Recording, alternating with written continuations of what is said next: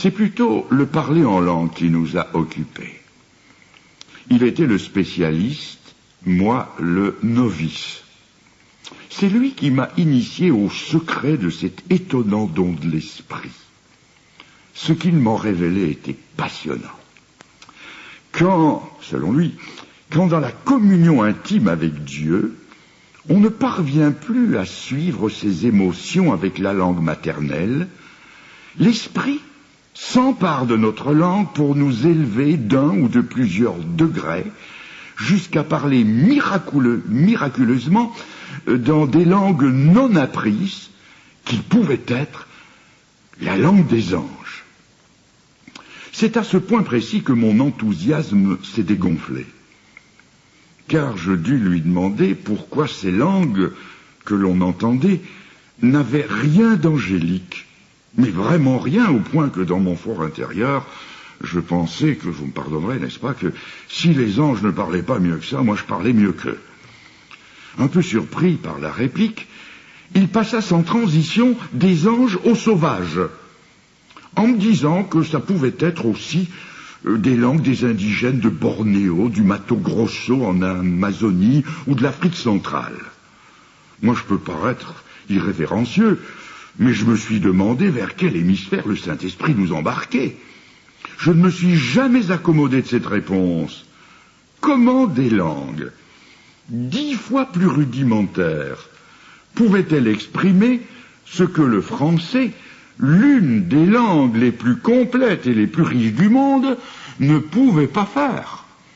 Cela m'a paru comme un non-sens de taille et une réponse pas très honnête à une remarque pertinente.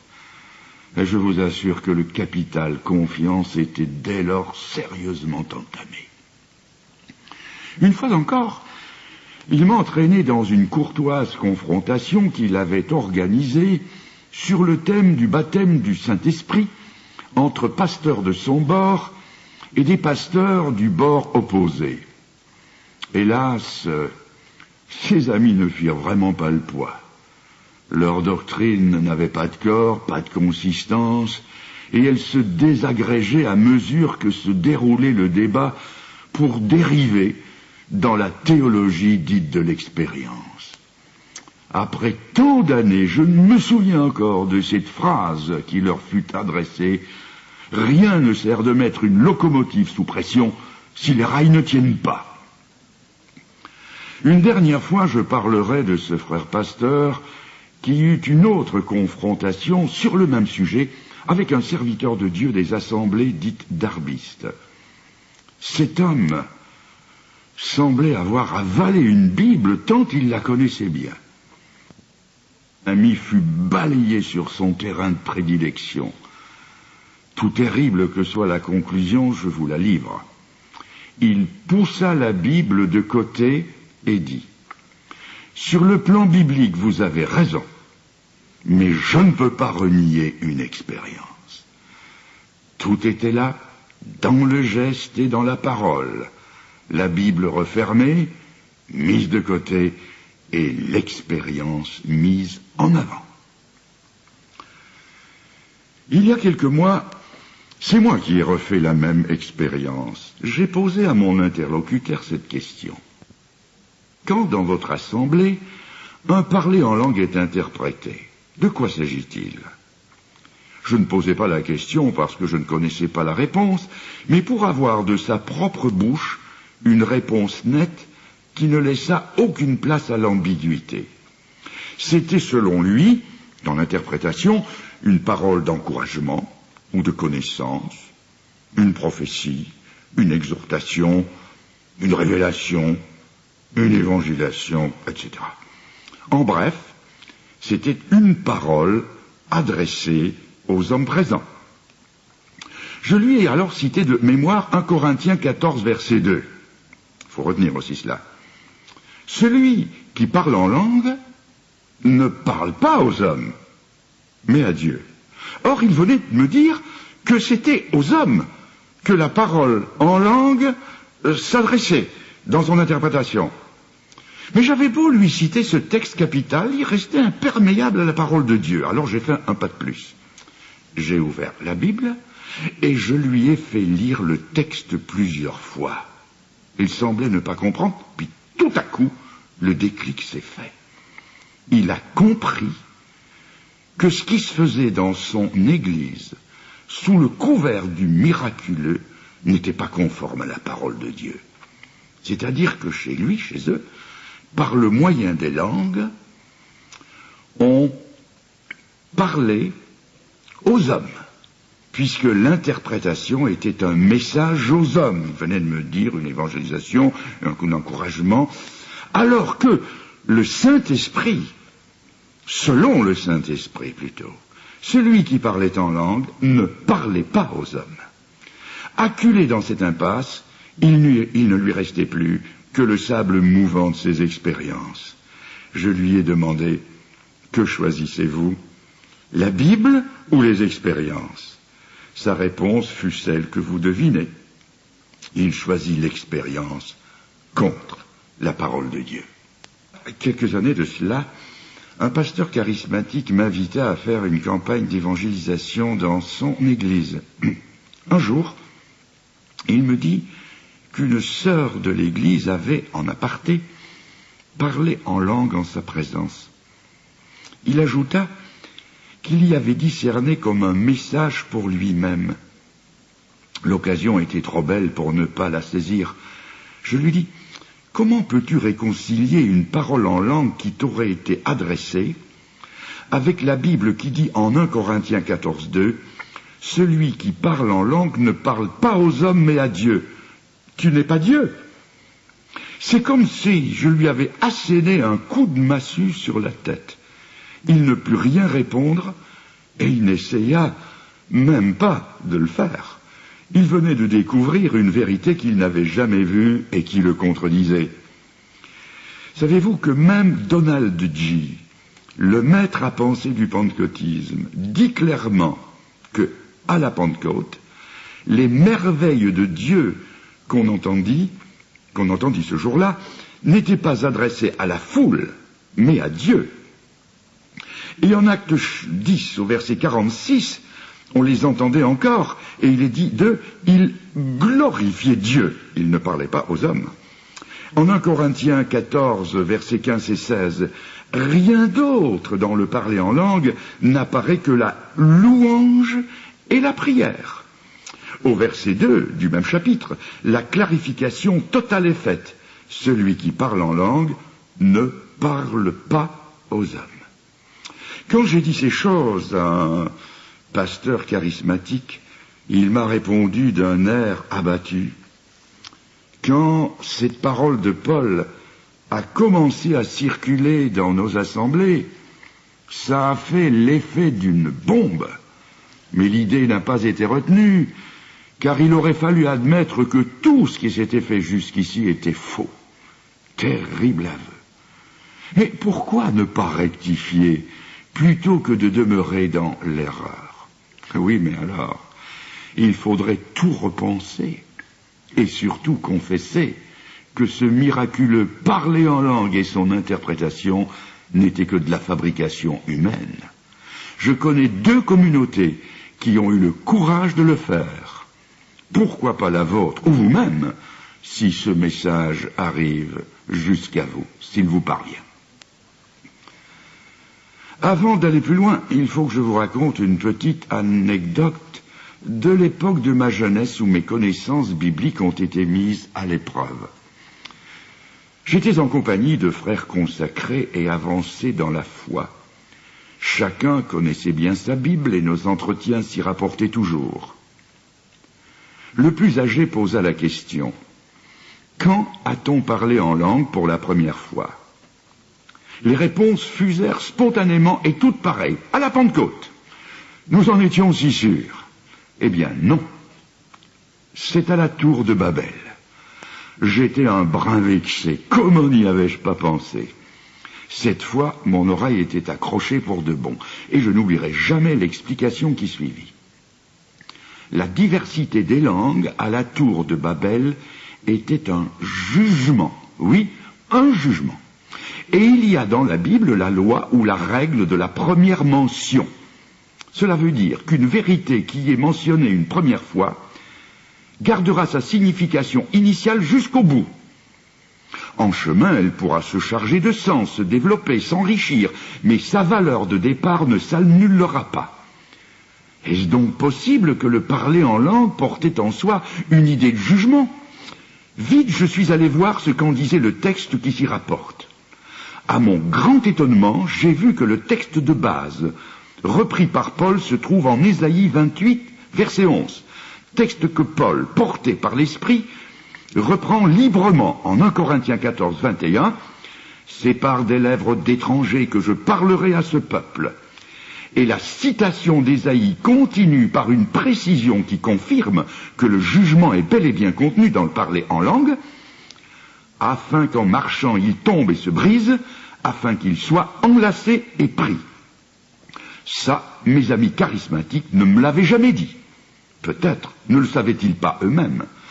Tout à coup, je me suis venu qu'au jour de la Pentecôte, les langues qui sont descendues séparément sur chacun étaient de feu. Or, le feu est un symbole du jugement. C'est ce que dit Ésaïe 66, versets 15 et 16. « Voici l'Éternel arrive dans un feu. Il convertit sa colère en brasier et ses menaces en flammes de feu. C'est par le feu qu'il exerce ses jugements. » Et même si certains de ces effets sont purificateurs, le sens du jugement se retrouve partout dans le feu. Quand je suis allé ouvrir ma vieille concordance Strong, j'ai trouvé que dans le Nouveau Testament, le feu, dans son sens figuré, se trouve 63 fois, et, sans exception, dans le sens du jugement. Me sont alors revenues à l'esprit ces paroles bien connues de Jean-Baptiste. Lui, Jésus, vous baptisera du Saint-Esprit et de feu. Je me suis souvenu que cet ami qui nous avait mis sur les traces des langues de feu avait aussi expliqué que dans la même situation, Marc, Jean et Acte 1 parlent du baptême du Saint-Esprit, mais omettent de parler du baptême de feu, et que seuls Matthieu et Luc le font. Mais pourquoi? Parce que dans ces deux récits, Matthieu et Luc, les pharisiens, les opposants sont là, présents, cités dans le contexte, et c'est à leur adresse que le baptême de feu est mentionné. Les ennemis du Seigneur étant absents du contexte de Marc, Jean et Acte 1, le baptême de feu et le jugement sont aussi absents.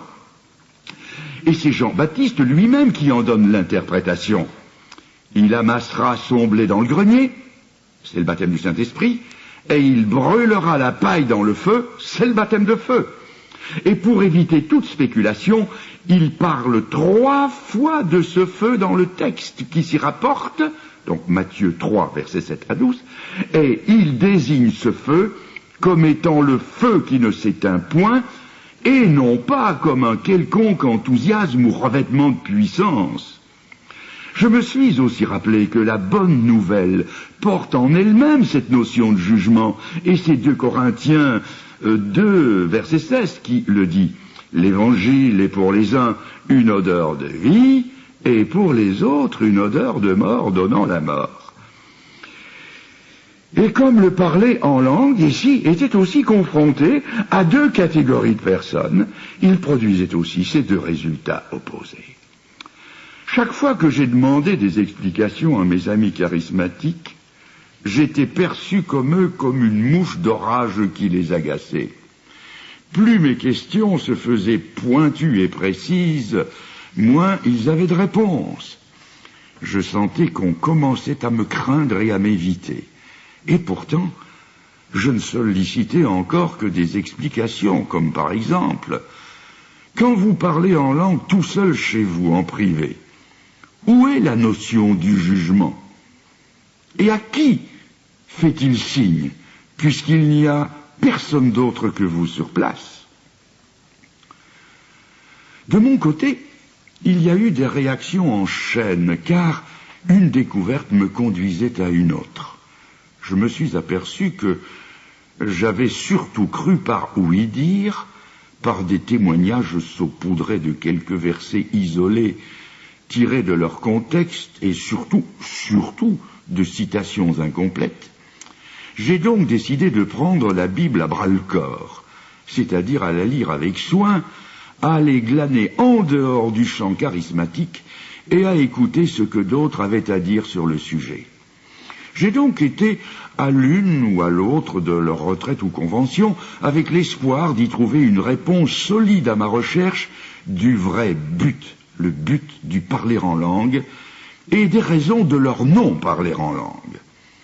Mes questions, là aussi, restaient sans réponse satisfaisante. Je les trouvais d'une navrante ignorance sur le sujet. C'était le vide biblique aussi grand chez eux que chez les tenants de la doctrine. Les uns parlaient en langue sans trop savoir pourquoi, et les autres ne savaient pas pourquoi ils ne parlaient pas en langue. Personne ne semblait pouvoir m'aider à avancer dans ma recherche. Il y avait bien, de part et d'autre, des réponses à l'emporte-pièce, mais c'était d'une rare indigence. Et les quelques livres que j'ai pu consulter à l'époque étaient plus empreints de parti pris que de connaissances bibliques. Je dois maintenant dire qu'arrivé à ce stade, l'inquiétude commençait à me gagner justement à cause des hésitations, des tergiversations, des atermoiements de mes amis charismatiques qui en étaient réduits à se cacher derrière une muraille de non-réponse. Il ne fallait plus poser de questions. Poser des questions devenait un péché. C'était douter du Saint-Esprit. Le Saint-Esprit parlait chez eux beaucoup plus qu'ailleurs, en tout cas, c'est ce qu'ils prétendaient. Et tant de gens prophétisaient par l'Esprit que mes questions sur ce qu'ils disaient me reléguaient dans l'indésirable minorité des questionneurs du Saint-Esprit. Mais n'était-ce pas là une copie de l'Église catholique, où le magistère infaillible, augmenté de l'interprétation pseudo-unanime des pères de l'Église, interdit au petit peuple des fidèles d'oser poser une question sur les enseignements les plus antiscripturaires de cette Église. Mais voilà, à mesure que je lisais les Écritures, de nouvelles questions sur ce qu'on m'avait dit surgissaient d'elles-mêmes. Et en voici une autre. Beaucoup se reconnaîtront peut-être dans ce qui suit. Dans ma jeune vie chrétienne, on m'avait dit que le parler en langue était, pour le croyant que j'étais devenu, le signe indiscutable de l'entrée dans cette deuxième expérience qu'est le baptême du Saint-Esprit. Quelle ne fut pas ma surprise de lire en 1 Corinthiens 14, 22, retenez cela aussi, 1 Corinthiens 14, 22, « Les langues sont un signe, non pour les croyants, mais pour les non-croyants, ou les incrédules, selon une certaine version. » Là, je suis tombé des nues.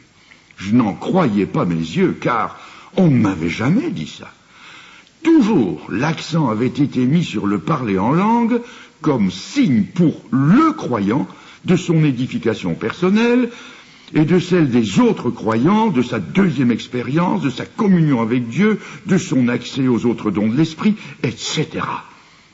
J'étais comme le Titanic au moment où l'iceberg lui est entré dans le flanc. Tout ce qu'on m'avait dit sur le sujet allait couler. Comment encore prier en langue tout seul chez soi, puisque les incrédules, les non-croyants, à qui le signe est destiné, ne sont pas là? Ce serait comme jouer au tennis sans balle, ou bien tout seul dans sa chambre, faire mine d'imposer les mains à des malades qui ne seraient pas là, sous prétexte qu'on aurait un don de guérison. J'ai tout à coup compris pourquoi, dans ce chapitre 14, le Saint-Esprit fait dire à Paul que dans l'Église, où en général il n'y a que des croyants, il est préférable de ne dire que 5 paroles compréhensibles plutôt que 10 000 en langue. Mathématiquement, cela veut dire qu'il vaut 2000 fois mieux ne pas y parler en langue que d'y parler. C'est vrai que si quelqu'un dit qu'il préfère 5 chats à 10 000 chiens, c'est qu'il ne veut pas de chiens. Mes questions devenaient de plus en plus embarrassantes pour mes amis. Ils devaient se dire, mais où va-t-il les chercher? C'était là dans les versets dont ils se réclamaient le plus. Mais ils ne semblaient pas les voir encore. ce qui m'inquiétait au plus haut point, c'est qu'ils n'avaient aucun argument biblique à me proposer. Ce que j'attendais de leur part, c'était une réponse solide, qui me vienne en aide, et surtout qui tienne la route. Tout ce qu'on trouvait à me répondre, c'est que Paul avait dit « Je désire que vous parliez tous en langue ».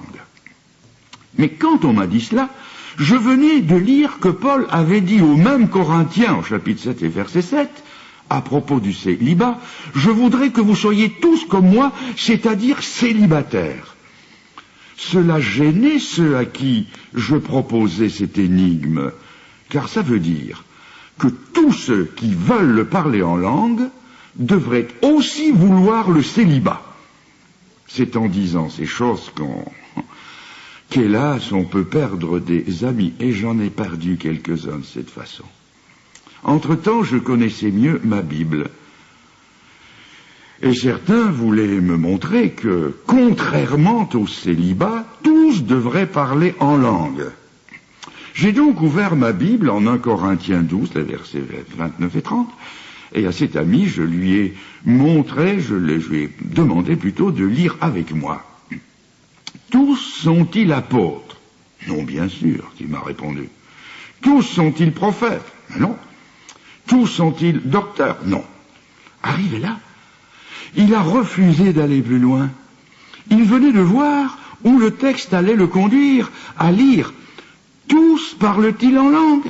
Et la réponse ne pouvait être que non.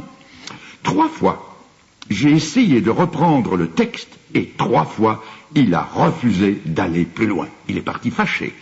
Il refusait la vérité qui était tout bonnement que comme tous n'étaient pas appelés au célibat, tous non plus ne parlaient pas en langue. Mais pourquoi refuser de voir ces choses? Et si même on s'est trompé, est-ce une honte de l'avouer? Avec ma voiture, dans mes nombreux déplacements, il m'est arrivé plusieurs fois de faire marche arrière.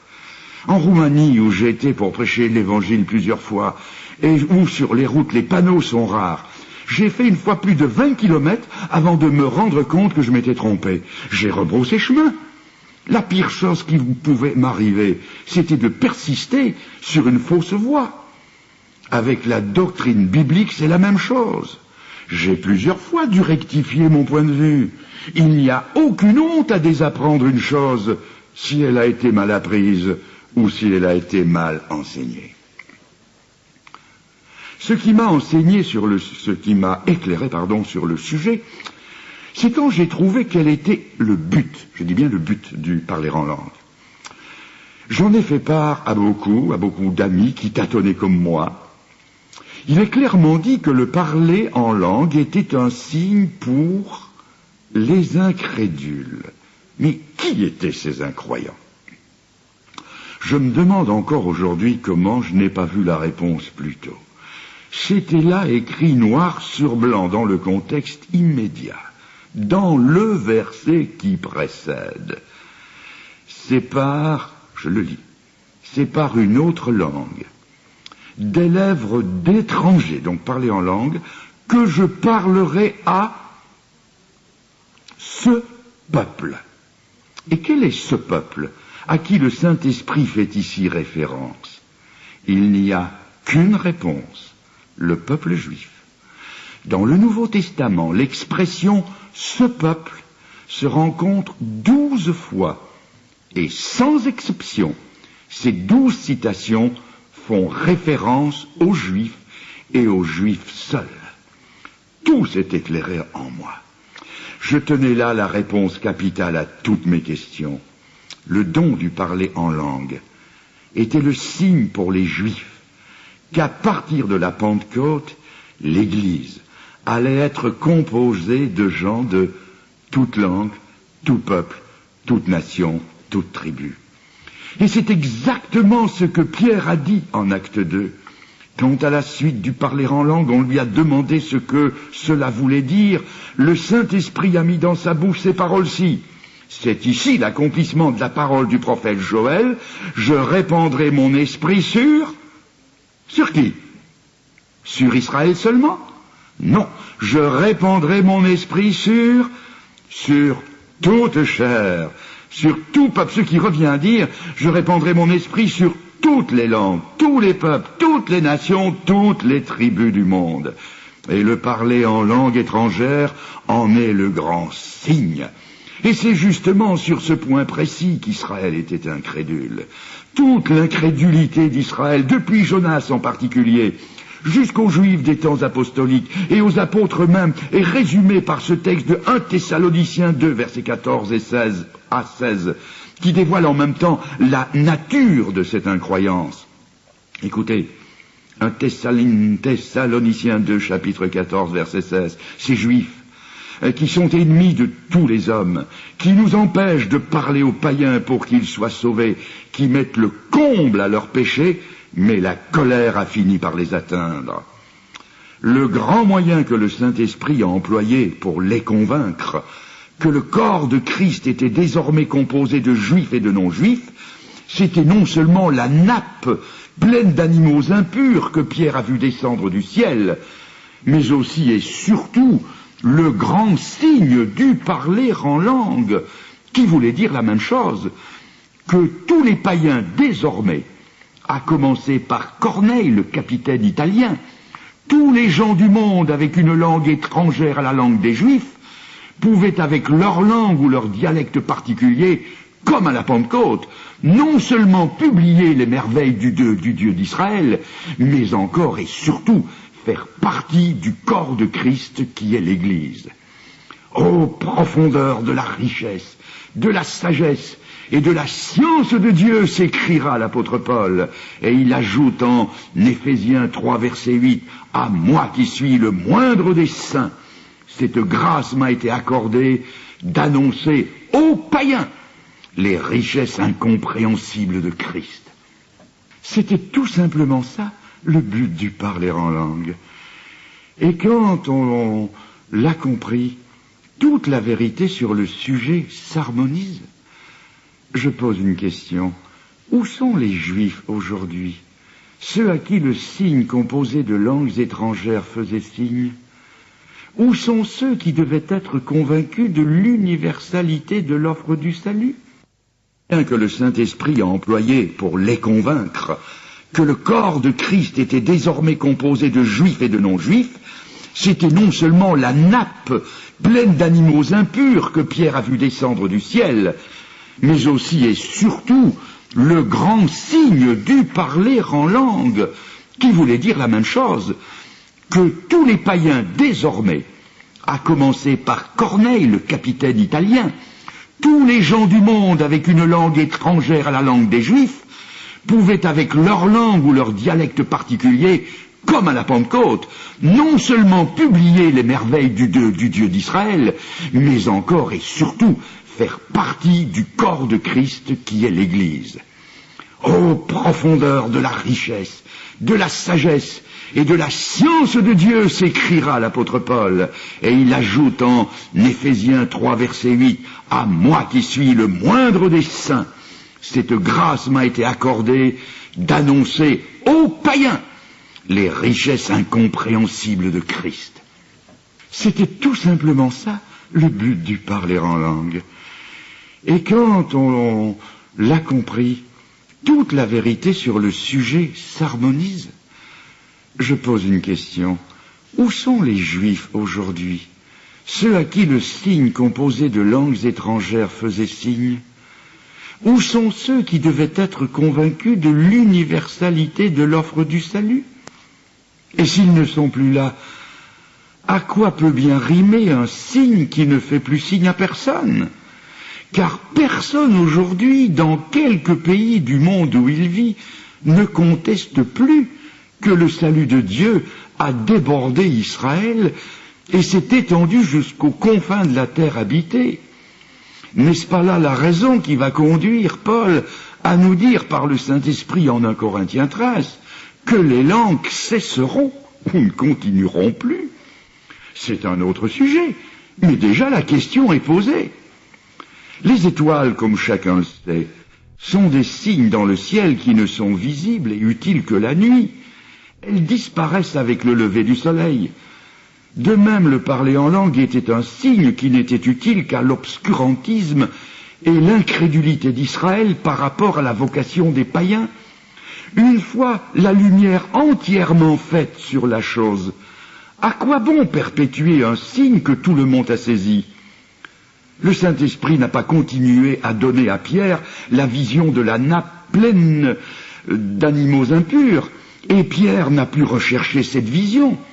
Une fois la chose bien comprise, la nappe a été retirée dans le ciel et n'a plus jamais réapparu. Elle n'était plus nécessaire, et il en est de même avec le parler en langue. J'ai essayé de partager avec mes frères charismatiques une autre question qui troublait plusieurs d'entre nous. Alors qu'à la Pentecôte, on comprenait tout ce qui se disait en langue, dans nos églises aujourd'hui, on ne comprend plus. Là, plus d'hésitation. J'ai reçu une réponse sur le champ. Il y aurait, paraît-il, deux sortes de parler en langue, celui de la Pentecôte que tout le monde a compris, et celui qui s'exerçait en Suisse comme à Corinthe, ou comme le dit Paul au chapitre 14 et verset 3, où personne ne comprend. Cette réponse m'a satisfait tout un temps, mais j'avais été tellement échaudé sur les points dont je viens de vous parler, que je commençais à mettre en doute la crédibilité même de ceux à qui je m'étais adressé pour avoir des réponses bibliques à mes questions. En relisant le livre des Actes, je n'y ai pas trouvé une glossolalie différente de celle de Corinthe. Luc, l'auteur du livre des Actes, se sert des mêmes mots que Paul dans son épître aux Corinthiens. Et comme le livre de Luc a été écrit après celui de Paul, Luc était donc parfaitement au courant de ce que disait Paul. Et cela d'autant plus que le médecin bien-aimé, comme il est appelé, était un membre de son équipe missionnaire. Si donc il y avait une différence entre les deux parler en langue, Luc n'aurait pas manqué de le signaler pour éviter la confusion. Mais il ne le fait pas. Il en parle comme Paul en parle, et il emploie les mêmes mots pour parler de la même chose. C'est le glossa, dans un cas comme dans l'autre. De plus, en relisant avec soin ce qu'en dit Paul aux Corinthiens au chapitre 14 et verset 10, on trouve qu'il a en vue lui aussi des langues aussi connues que celles dont Luc parle, puisqu'il dit ceci, suivez bien, aussi nombreuses que puissent être les langues, aussi nombreuses que, je reprends, n'est-ce pas, et ça vous aidera, même si je fais une reprise, aussi nombreuses que puissent être dans le monde les diverses langues. Il s'agit donc bien, dans la pensée de Paul, de langues humaines et qui sont dans le monde, comme le dit Luc, et non pas d'un langage extatique et incompréhensible. Mais alors, d'où vient qu'on avait compris celle de la Pentecôte et qu'on ne comprenait plus celle des Corinthiens? En y réfléchissant, et ça m'a pris du temps, tout à coup, la lumière s'est faite. C'était tellement simple, tellement évident que je me suis dit à moi-même, mon pauvre ami, ce que tu peux être bête, bête à lier, de ne pas avoir compris ça plus vite. En acte 2, 15 pays et peuples, dont 15 langues ou dialectes sont cités. Et comme tous ces juifs qui étaient montés à leur fête annuelle venaient de ces pays-là, ils ont tous compris. Ce n'est pas sorcier, me suis-je dit, puisque les 15 peuples, avec leurs 15 langues, avaient aussi 15 oreilles différentes pour les comprendre. C'est facile, c'est compréhensible. L'émission était surnaturelle, mais la réception était naturelle. Supposons, je dis bien supposons, qu'il y ait eu là, à la Pentecôte, 15 Corinthiens munis de 15 enregistreurs portatifs, et que tous les 15 aient enregistré séparément ces 15 parlers en langue que l'on comprenait si bien à Jérusalem, et que rentrés dans leur église à Corinthe, ils y aient fait entendre ces 15 cassettes aux Corinthiens de l'endroit qui ne parlaient guère que le grec. L'inévitable conclusion aurait été celle de Paul. Nul ne comprend. Et pourtant, c'eût été le même parler en langue que l'on comprenait quelques jours plus tôt. Mais forcément qu'on n'aurait pas pu les comprendre, puisqu'à Corinthe, il n'y avait plus personne pour comprendre 14 de ces 15 langues. Allons encore plus loin. Si ces cassettes traversant les siècles étaient entendues de nos jours dans des églises à Paris, Londres, Madrid, Brazzaville, Yaoundé, Lomé, Bruxelles, Dakar, New York ou Pékin, le résultat serait le même. Ces 15 langues qui furent comprises à Jérusalem, personne aujourd'hui, pas plus qu'à Corinthe, personne ne les comprendrait. Inversement, imaginons que l'on ait transporté en Boeing 447 toute l'église de Corinthe à Jérusalem. De tout ce qui s'est dit ce jour-là en langue, tous ces Corinthiens, auraient compris les paroles dites miraculeusement dans leur langue, le grec. Mais ils n'auraient rien compris des 14 autres langues, forcément. Et si le grec n'avait pas été au programme du Saint-Esprit ce jour-là, ils n'auraient rien compris du tout. C'est précisément ce qui se passait dans leur église à Corinthe. C'était dans d'autres langues que le grec qu'on y parlait en langue.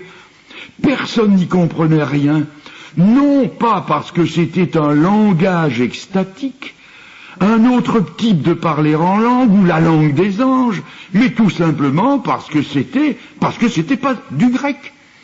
Ce qui s'y disait leur était aussi inaccessible que de téléphoner en lingala ou en chinois à quelqu'un qui ne comprend que le français. Le parler en langue était donc bel et bien des langues réelles et existantes. Ainsi, le nul ne comprend, manipulé de la sorte, devient un camouflage bien commode qui enlève jusqu'au désir de vérification.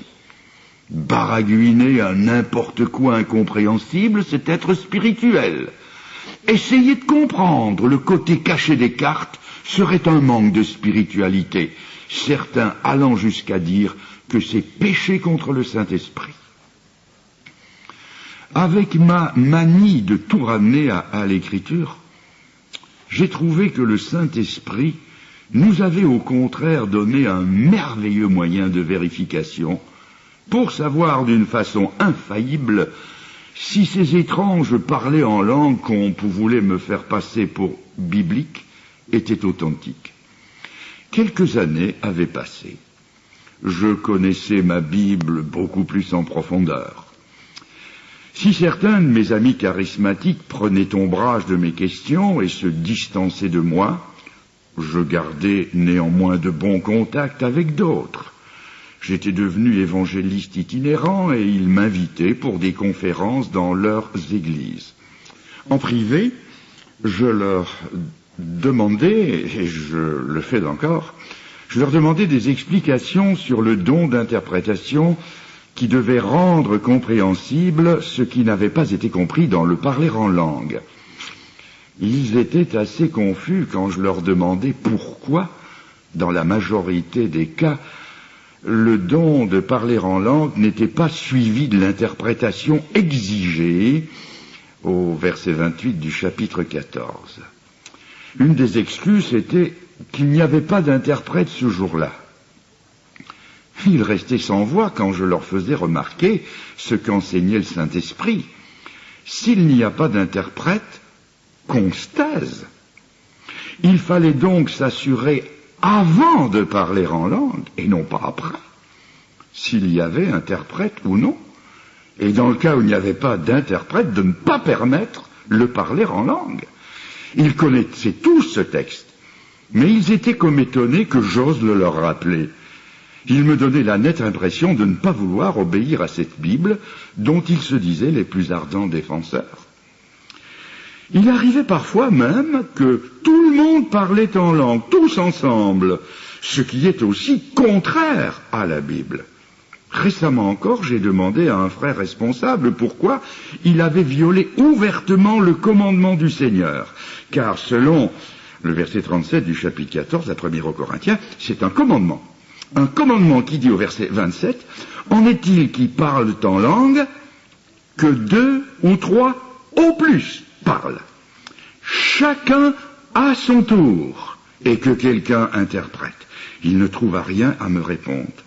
Mais je sais qu'il n'a pas modifié sa façon de faire, montrant par là la petite estime dans laquelle il tient la parole de Dieu. Il en a plein la bouche, ça oui, mais en réalité, elle lui tient très peu à cœur. J'en viens maintenant à ce qui m'a valu toutes les inimitiés, les ruptures et jusqu'à des haines terribles. J'ai fait savoir à ses amis que je détenais les preuves que l'exercice de leur don de l'esprit n'était que fabrication humaine.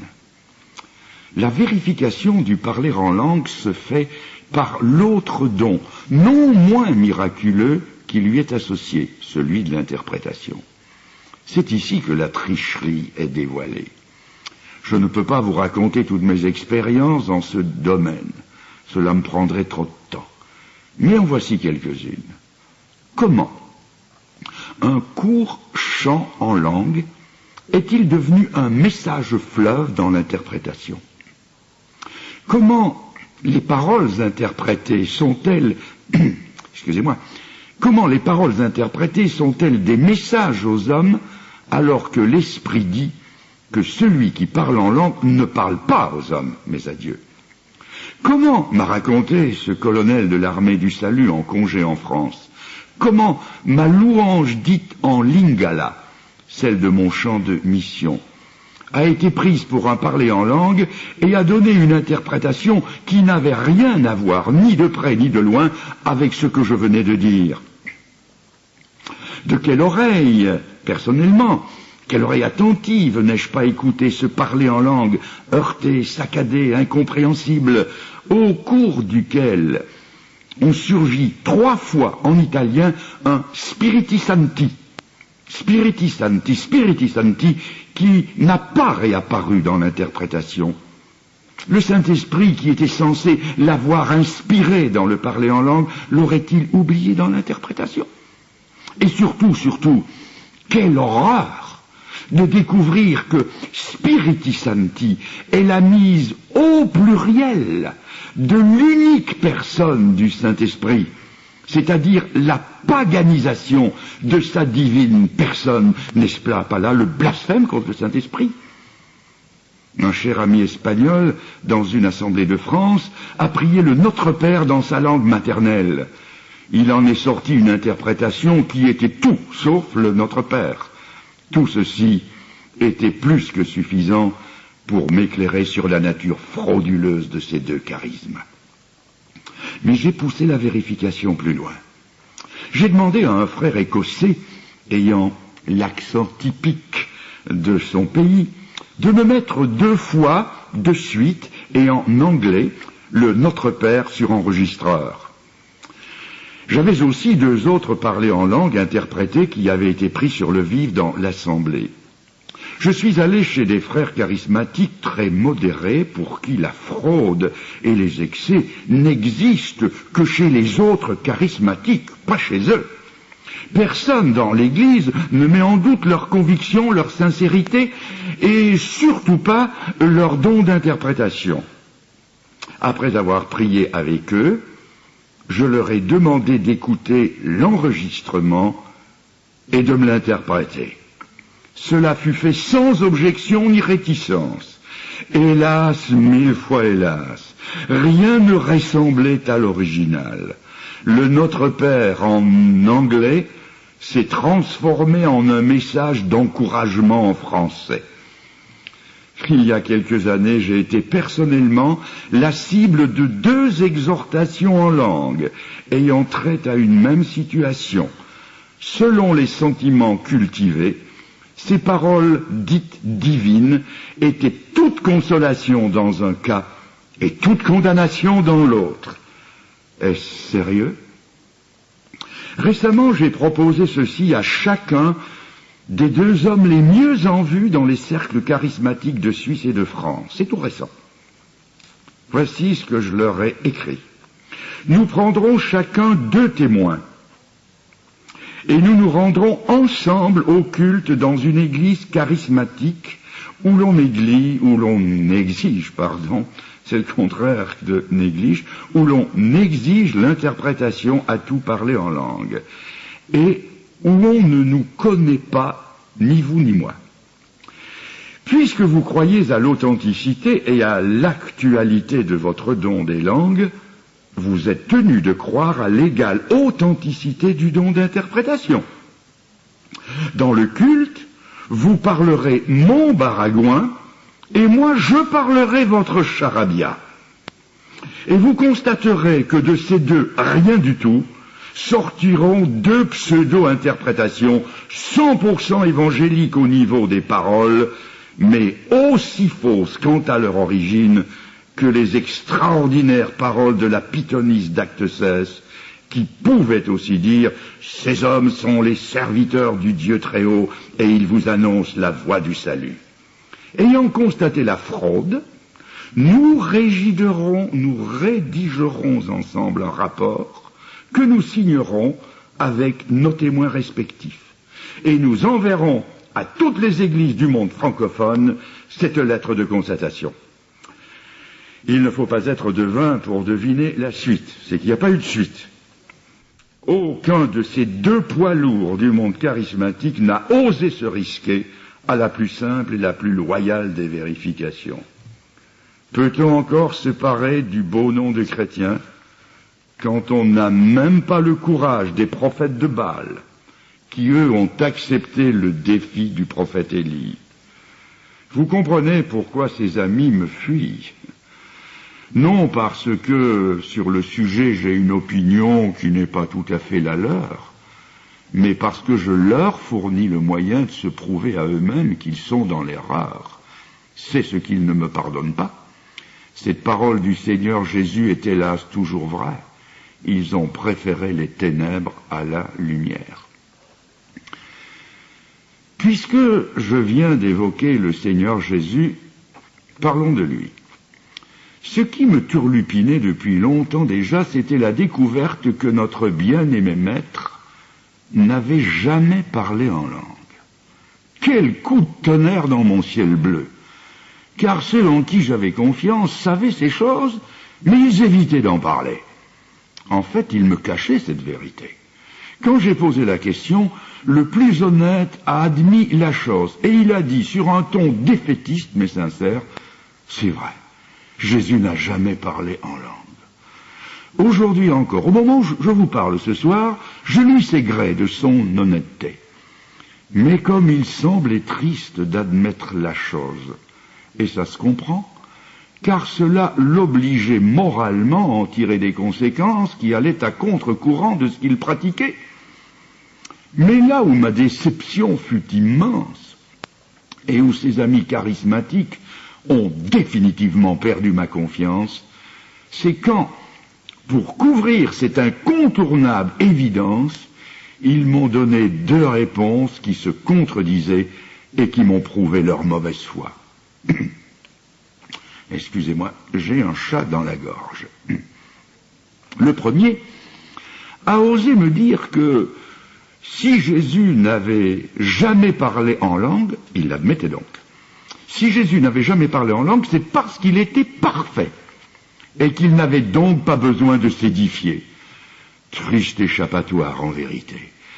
Pourquoi donc Jésus a-t-il exigé que Jean-Baptiste lui administre le baptême de repentance, puisqu'il n'avait pas besoin de repentance? C'était, comme il le dit, pour accomplir ce qui était juste et utile que nous sachions. Si donc notre divin modèle n'a jamais parlé en langue, c'est parce que, contrairement à la repentance, la quasi-totalité de son Église n'en aurait jamais besoin. Et l'histoire le confirme, puisque le mouvement des langues ne date que du début de ce siècle. La deuxième dérobade est pire que la première. Faisant fi du silence de l'Écriture, certains m'ont dit, à l'inverse de l'autre, on ne peut pas imaginer un seul instant que Jésus n'ait jamais parlé en langue. Certainement qu'il l'a fait, car tout ce que Jésus a dit n'est pas dans la Bible. Étions-nous là pour l'entendre parler en langue quand il priait tout seul la nuit entière sur la montagne? Étions-nous là quand, en agonie, il priait à Gethsémane? Étions-nous là quand il présentait avec de grands cris, avec des larmes, des prières et des supplications à celui qui pouvait le sauver? Inouï, inouï, pauvres amis, réduits à justifier leur erreur par de nouvelles erreurs et à dépasser la Bible. Il suffirait de poursuivre. Étions-nous là quand il enseignait à ses disciples la corédemption de Marie? Étions-nous là quand il leur expliquait le purgatoire? Étions-nous là quand il leur recommandait l'usage des indulgences? Dangereuse réflexion que celle-là. En 1 Corinthiens 12, on trouve la liste des 9 dons de l'esprit que voici: sagesse, connaissance, foi, guérison, opération de miracles, prophétie, discernement des esprits, diversité de langues et interprétation. Jésus les avait tous, et il les a tous exercés, sauf le don des langues, et cela va de soi, son associé naturel, l'interprétation. S'il ne l'a pas fait, c'est qu'il n'y avait pas lieu de le faire. Mais pourquoi?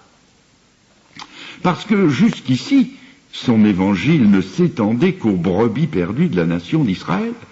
Souvenez-vous, il avait même défendu à ses disciples d'aller vers les païens, c'est-à-dire vers les langues étrangères.